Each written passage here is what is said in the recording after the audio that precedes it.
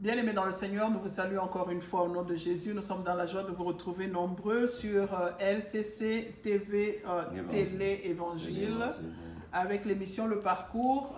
Nous sommes dans la joie, Pasteur Pierre et Maman Clarisse. Nous allons continuer notre émission sur le mariage, ce que Dieu attend du mariage, de quoi est constitué le mariage. Et le mariage est bon.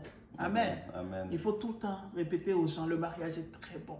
Le mariage goûte, il est très bon. Alors, pour toi qui n'es pas encore marié, ne suis pas ce que les gens te disent. Quand quelqu'un ne veut pas se soumettre à la volonté de Dieu, il y aura un problème. Mais quand la personne se soumet à la volonté de Dieu, ce que Dieu attend de l'être humain, le mariage est bon. Amen. Puisque c'est la chose de Dieu, c'est Dieu qui a créé le mariage. Sans plus tarder, je vais passer la parole au pasteur. Que Dieu vous bénisse. Que Dieu vous bénisse, bien-aimés. Nous voici encore pour continuer. Nous avions défini le mariage. Aujourd'hui, voyons un peu, ayant défini le mariage, cela étant dit, après cela, comment est-ce qu'on bâtit maintenant le mariage? Amen. Après cela, comment on bâtit le mariage? Un jardin ne croît pas de lui-même. Il faudra cultiver et monder. Il faudra entretenir pour que le jardin puisse se maintenir. Amen. Cela est vrai aussi du mariage. Il doit être maintenu. Alors aujourd'hui, nous allons donner rapidement 2 pierres. Comment bâtir un bon mariage? Parce qu'il n'y a rien qui réjouit le cœur de Dieu comme un bon mariage. Et il n'y a rien qui réjouit le diable comme un mariage qui va échouer. C'est pour ça que nous faisons en sorte que les gens puissent comprendre le mariage. Quand on entre dans le mariage avec une idée claire du mariage, de la présence de Dieu dans le mariage, nous allons tenir bon. Et la volonté de marcher selon le Saint-Esprit. Donc la première des choses pour bâtir un mariage solide, c'est de dédier le mariage à Dieu. Il y a beaucoup de discussions là-dessus. C'est quoi le vrai mariage? Est-ce le mariage coutumier ou le mariage religieux? Bien aimé, la réponse est simple. Nous venons des familles et il est normal qu'un homme aille demander la main de la femme. Et selon les coutumes, il y a des choses qui doivent se passer pour sceller cette union-là. Et évidemment, nous sommes ici aux États-Unis où chez nous, c'est l'homme qui va donner la dot. Ici, c'est la famille de la femme qui va donner. Donc, selon les cultures, il y a des choses qui doivent se passer. Dans la Bible, nous voyons la notion de la dot avec Abraham et évidemment, qui donne des biens à son serviteur pour aller chercher une femme pour son fils. Quand il sent qu'il est... C'est Abraham, Oui, c'est Abraham. C'est Abraham, voilà. Oui, c'est ça. Il y a beaucoup de discussions là-dessus, mais la réponse est simple. Le mariage vient de Dieu. Il est bon que des couples aillent devant Dieu. Ils vont dédier leur mariage à celui qui l'a créé. Ils vont dédier. C'est quoi dédier le mariage à Dieu? C'est prendre au sérieux les vœux qu'on va faire le jour de la cérémonie. Les gens voient toute la cérémonie, la fête, mais c'est prendre au sérieux les vœux. Les vœux faits l'un à l'autre, mais aussi à Dieu. Ou devant les gens qui seront des témoins. Alors, nous, la société prend à la légère ces vœux-là. Pas Dieu, bien-aimé. Les vœux de fidélité. C'est pourquoi nous, les pasteurs, nous tenons à ce qu'avant qu'un mariage commence, on tient à témoin. On prend Dieu à témoin. Dieu attend cela. Et Dieu veut agréer, veut sceller cela. Nous leur demandons, prends-tu cette femme ou cet homme, l'aimer, le chérir, dans les bons, les mauvais jours, la richesse. On veut que cela soit dit pour que les gens prennent au sérieux ces vœux-là. C'est pourquoi Dieu a dit ce que Dieu a uni, personne ne peut les séparer. Même si le juge proclame ou écrit le divorce devant Dieu, bien-aimé, cela n'existe pas. Donc voilà un peu ce que je peux dire au début. Dédier, première chose, dédier son mariage à Dieu. Le présenter. Pour vous qui n'avez pas encore présenté le mariage à Dieu, allez, faites-le.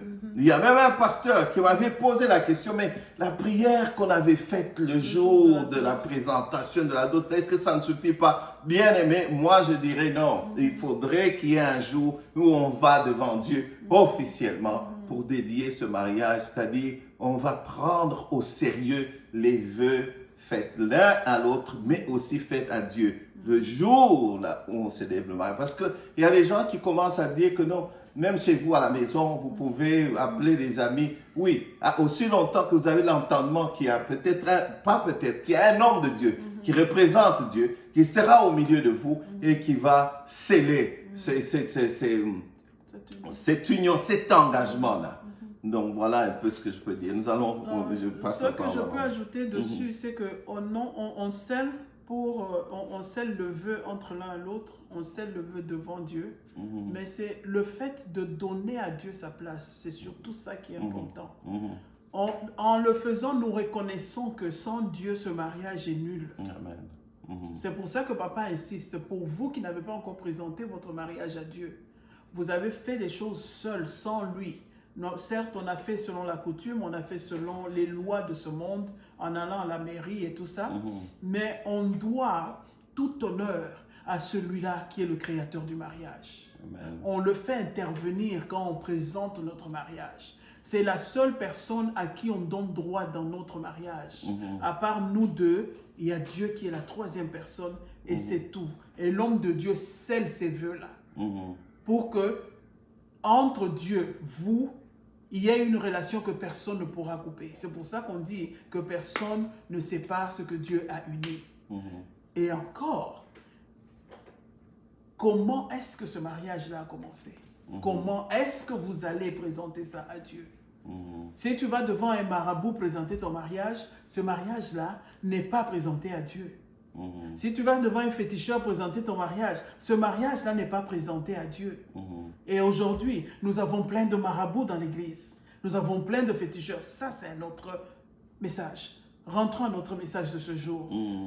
Prenons ces vœux-là au sérieux. La présentation devant Dieu est très sérieuse. Bien aimé, le mariage aujourd'hui a des sérieux problèmes parce que nous voulons... Il y a des gens qui disent que les relations sexuelles n'ont rien à voir avec Dieu. La façon d'éduquer les enfants n'a rien à voir avec Dieu. Le mariage a tout à voir avec Dieu. C'est ce qu'on essaye de ressortir. Physiquement, moralement, spirituellement, la vie de tous les jours, ça a tout à voir avec Dieu. Le moment où tu mets Dieu hors de quelque chose, c'est l'esprit de Satan qui va prendre place. Il n'y a rien que tu peux faire sans Dieu. Tu veux vivre un mariage heureux, il faut l'intervention de Dieu parce qu'il est le promoteur du mariage. C'est comme si tu vas dans une compagnie, on t'a engagé et tu viens, tu commences à dire non, je suis américain, j'ai des droits. Non, la compagnie qui t'a engagé t'a fait signer un contrat. Tes droits s'arrêtent là où les lois de cette compagnie-là commencent. Tu acceptes, tu signes le contrat. Tu n'acceptes pas, tu es hors de la compagnie. Alors, spirituellement, c'est la même chose. Tu dois donner ton accord.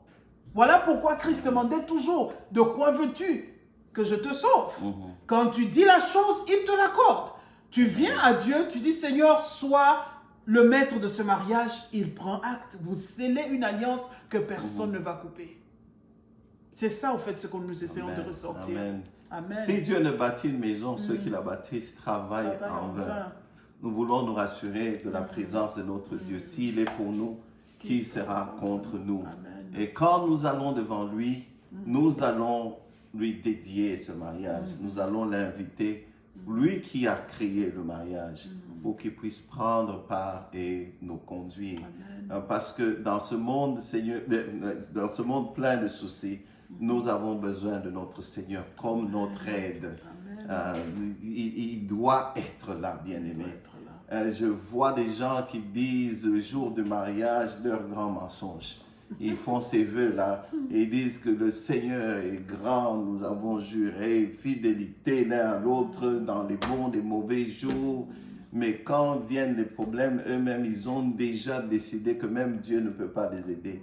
Mais nous voulons que votre mariage aille de l'avant. C'est pour ça que nous tenons à ce que vous compreniez que la première étape, c'est celle de dédier à Dieu le mariage.